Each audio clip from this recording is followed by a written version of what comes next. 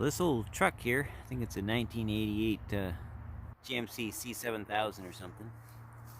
It wasn't running too good. It's got a blown head gasket and other stuff like that, but I gotta just get it running now. And of course, it's got an old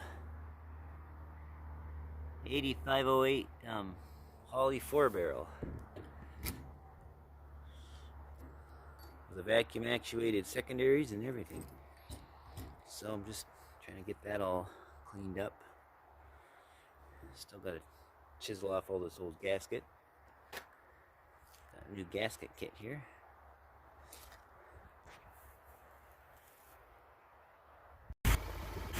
Okay, the old Holley 4-barrel is back in there. Got her more or less cleaned up.